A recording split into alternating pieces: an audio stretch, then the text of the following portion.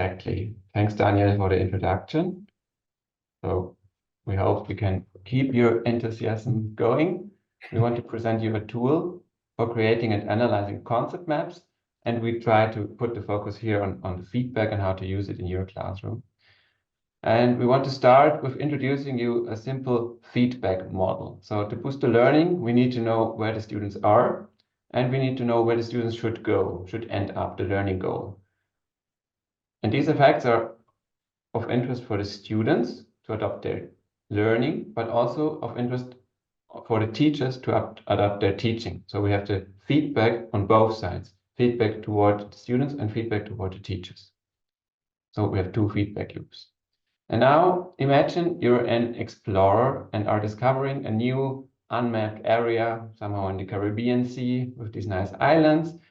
And these islands seem to be unconnected, but there are some hidden paths that you can walk on and get from island to island. So what do you do to orient yourself and don't forget about these paths? You draw a map. That's what humans invented as a technology here. Students do the same. They have to find out exactly how different concepts in class are connected in order to create these links and to create a large map of the subject and the concepts in it. And that's why it's called concept maps. It's a map of all the concepts that are linked. And here the link is also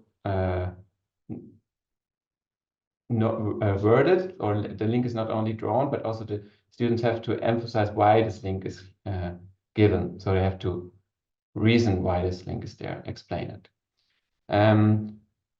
Here you see some subject-specific connections, and concept maps give you an overview of a whole topic. Here's just a list of what concept maps have been researched in. Concept maps are effective learning and formative assessment technique because they organize complex information. You can do it for a whole class or for a whole topic. They also stimulate deep constructive learning processes and encourage network thinking, promote critical thinking also, and offer teachers, but also students, the opportunity to test network knowledge rather than isolated knowledge. But then sometimes these concept maps can look rather complex.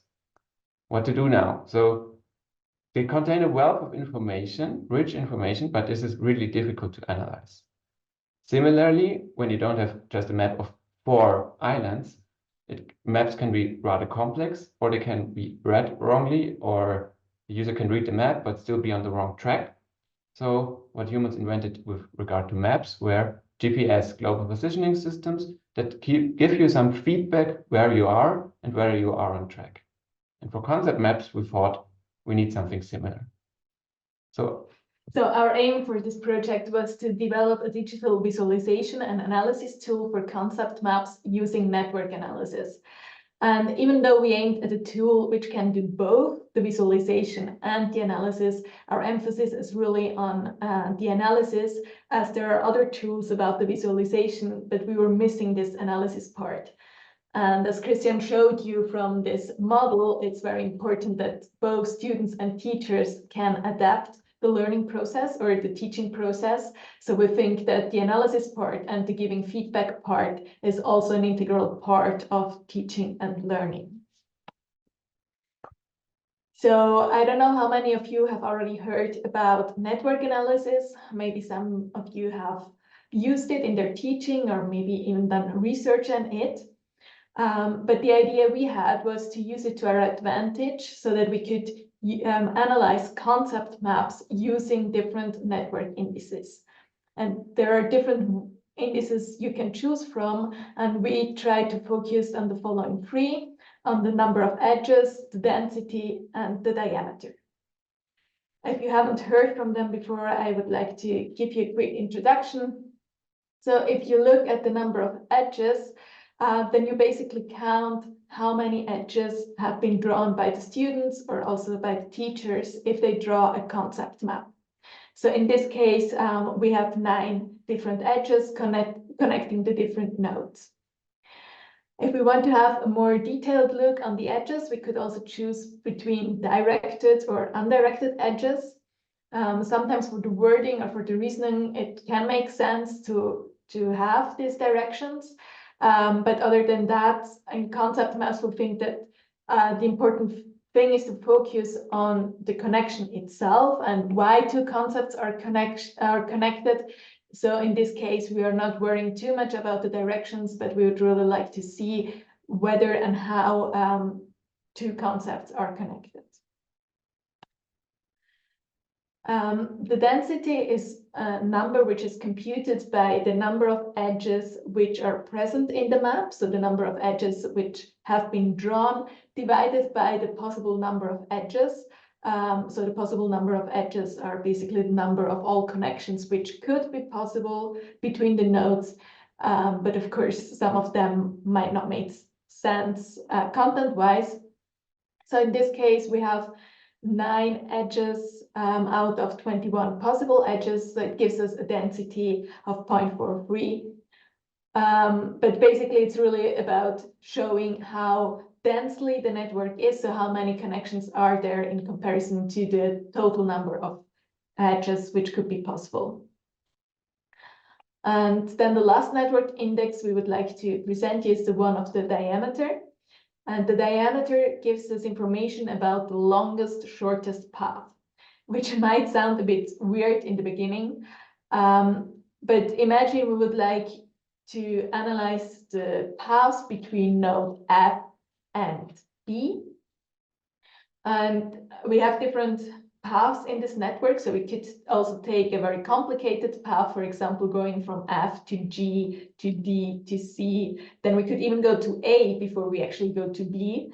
So this would be a valid path, but it's not the shortest one. So from all these paths, we look at the shortest paths, and then we take the longest, shortest path. And yeah, so it also indicates how far apart two concepts are. And then what can we do with these indices or other measures? So we can then run possible analysis of the concept maps, and we can get some answers or get closer to answers which answer the following questions. For example, like which concepts are central in the concept map? And then we can, for example, assess whether students understood which concepts of a certain topics are key concepts and which concepts are maybe less relevant. Or we could also have a look at which concepts were omitted by the learners, so that we can see whether they are missing important concepts or whether they are missing important connections between concepts. From the teacher perspective, it could also be valuable to gain insights in how the aggregated concept map looks like across all learners. So imagine that we have a group of 20 students, for example, and we were trying to find a way how to aggregate 20 concept maps so that we can have an overview over the class and see how the class is doing and whether the class on average is missing out on important concepts or connections. And we also aimed at having a comparison between, or at being able to compare different concept maps. For example, a specific concept map from a student and compare it to an expert map or to another student's map. Or again, we could also take the aggregated map of a class and compare it to an expert map.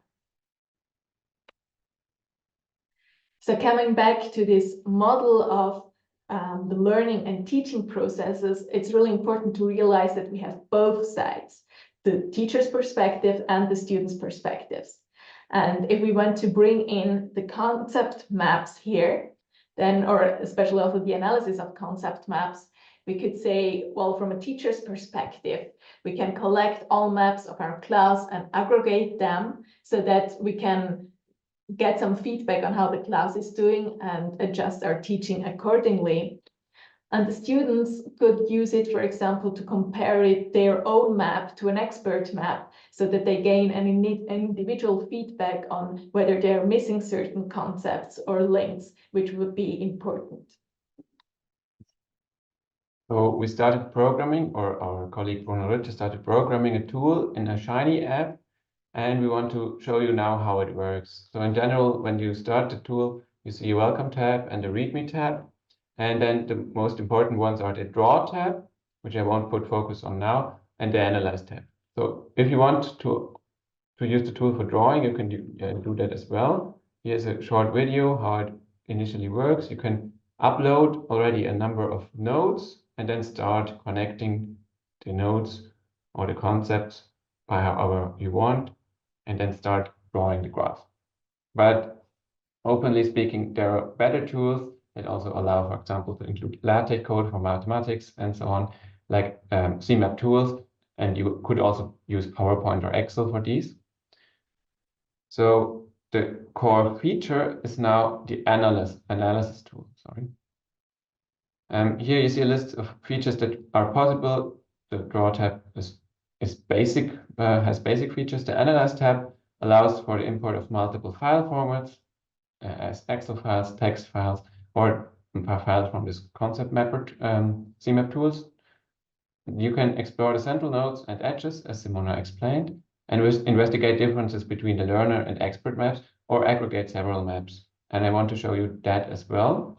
And I will show you 3 use cases. First, how the analysis of a single map works, then multiple maps, and then comparison to an expert map.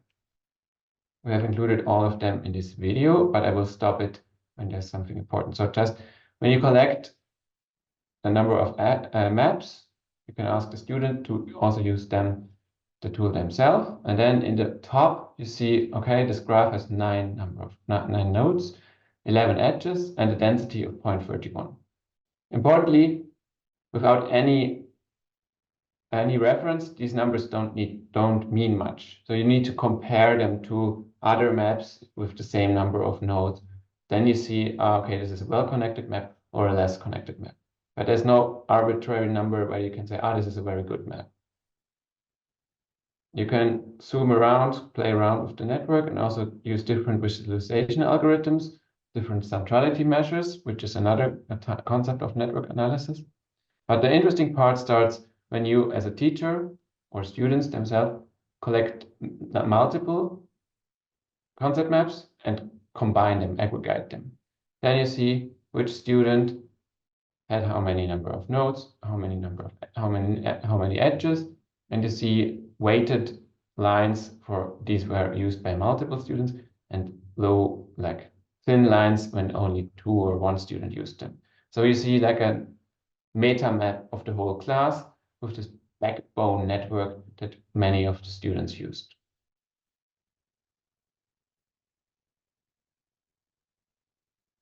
And then the third use case will show us how this looks now when you compare it to an expert map that you as a teacher draw, or another expert that you gave this drawing to, gave this tool to. There you see on top now 2 numbers, the comparison of, this is an aggregated map of the classroom. On average, they had 8.25 nodes, and the expert had 10 nodes, so a bit more. The edges in the expert network also were higher, and the density was comparable. And you see both in a contrasting way, both networks on the left and the right. And you see highlighted in orange which edges or which nodes were not drawn in any of the student networks, or on the left, edges that were drawn in the student networks but not in the expert network. And you can compare these. You can also play around with other functions, like you can also use it as a table and search for different concepts. And when you think of concepts that are very central to your class, then you would like to check how many of the students use them and how central these are in the student maps and in your map. And you can use these numbers to get feedback about your teaching, but you could also give the students an expert map and let them compare the expert map with their map, so that they get feedback about, I did not use these terms, or maybe here I missed some concept. So now to finish off our presentation, we would like to share the link with you.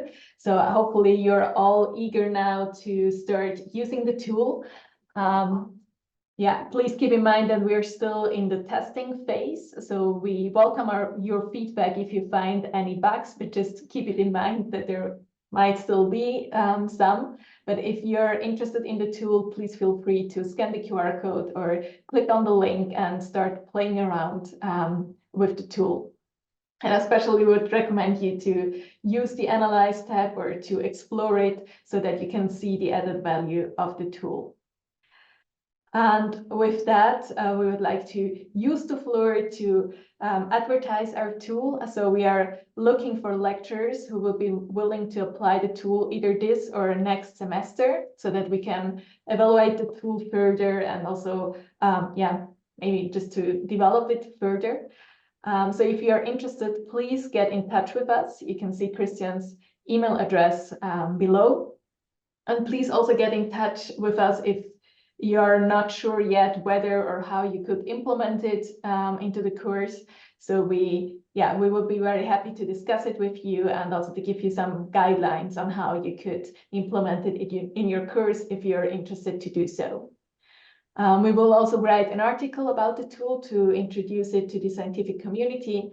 And we would like to give the opportunity to lecturers who contribute to the project to be on the paper's co-authors if they wish to do so.